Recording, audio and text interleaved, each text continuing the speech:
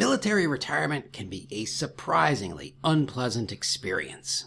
Hey, I am Chuck the Bureaucrat, and you guys know I spent a lot of time thinking and talking about the military retirement process.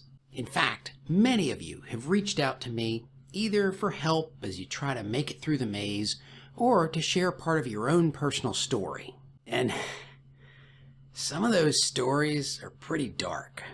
Now, I'm not going to share anybody's dirty laundry or personal details, but suffice it to say that immediate military retirement phase, well, it can go horribly wrong.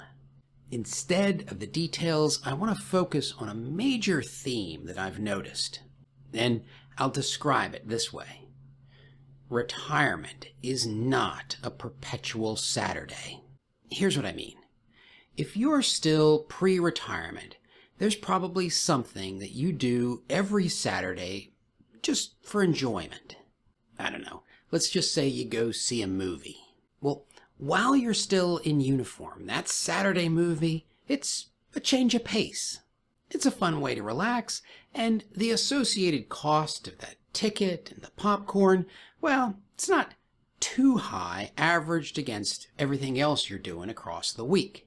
But if you retire and you treat every day like Saturday by getting up and going to see a movie, well, some bad things can start to happen. All of a sudden, you're less active. You're spending hours every day just sitting in the dark. You're associating with fewer people. You're spending a heck of a lot more money. And the movies that you go to start to be of lower and lower quality. What was a healthy distraction starts to become a problematic activity. And when people tell me their tales of woe, the problems never seem to be some sort of wild new obsession. The problems are often just the result of some activity that they had been doing for years that, once they retired, expanded to fill more and more of their life. So, what do? Well, I am certainly no professional therapist, but then again, that might be a really good place to start. Just schedule a well-patient assessment with your PCM to get an assessment. Think of it like a risk assessment. What normal activities do you engage in that would be unhealthy if you took them to extremes? Or you could just do the risk assessment yourself. Personally, I knew that my weekend binge drinking was a problem long before I got close to retirement, and so I made a concerted effort to cut back on drinking before it became a real problem. And you can imagine the laundry list of behaviors that you kind of want to watch out for. Eating too much, laying around all day, shopping sprees, chasing skirts, even social media.